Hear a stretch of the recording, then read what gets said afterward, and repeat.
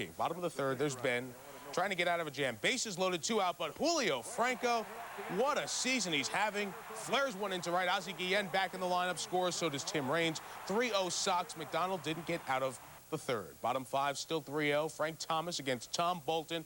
What a month Frank Thomas is having. And it continues. Another shot to right center field, his 19th of the year. Homers in 4 consecutive games. Thomas hitting .466 with 11 homers this month.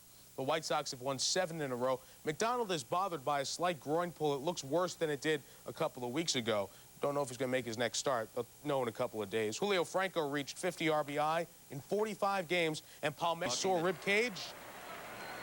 Tim Waller, this kind of tells the story. On the night for the Dodgers, the foul ball in the hoop. Knicks could have used that. Denny Nagel, the story for the Pirates, strikes out Eric Karros looking, gets Corey Snyder flailing, and Pedro Astacio, still the other pitcher, but it's still a strikeout. Then Nagel helped himself. Nagel, one of the worst pitchers hitting at the start of a career, broke out of it in his last start, and here helps himself, knocking in 2 runs as the Pirates go on to a win, 7-2. Mostly a career reliever. Nagel has picked up his 5th win already. That's a career best. Carlos Hernandez started for Piazza and had a career high 3 hits. St. Louis and San Diego, Alan Watson on for the Cards. Bottom of the 4th, none on, no out. Tony Gwynn. Oh, look out. It grazed Watson's forehead. He got right back up, would stay in the game. Bottom 5, still scoreless. 2 on and 2 out for Bip Roberts. Fair ball the other way. As Luis Lopez scores, Ozzie's relay to third will allow Roberts to get in, and Brad Ausmus able to score on the front end of it. The Padres go up 2-0. Roberts stays there, but San Diego would eventually win 4-0. Wally Whitehurst and 2 relievers, the 6-hitter. Padres have won their first 2 over St. Louis this series. San Diego's won in the 9th against Ricky Bonas. Deep for homer number 22 on the year. Through 2 months of the season. That's a record for 2 months of the season. The Brewers won the game 7-5. Yanks and Royals, Yankees.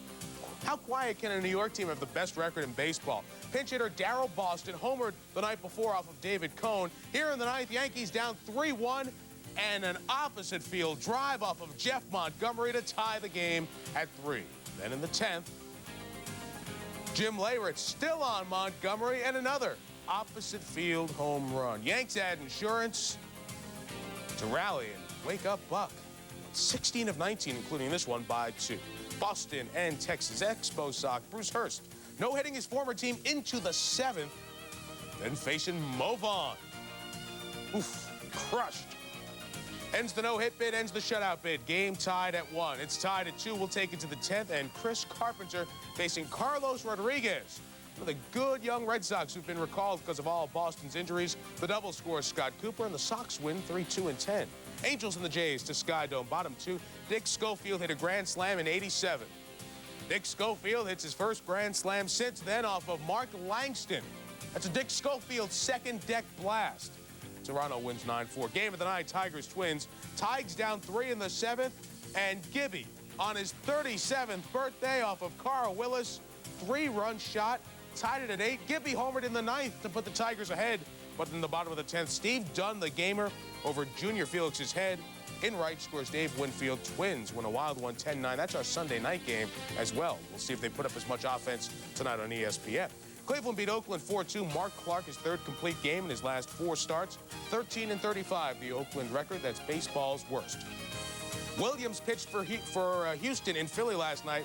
Not Mitch, though. The Stros won 7-5. 2 RBI for Kevin Bass and Ken Caminiti, who's having just a great month of May.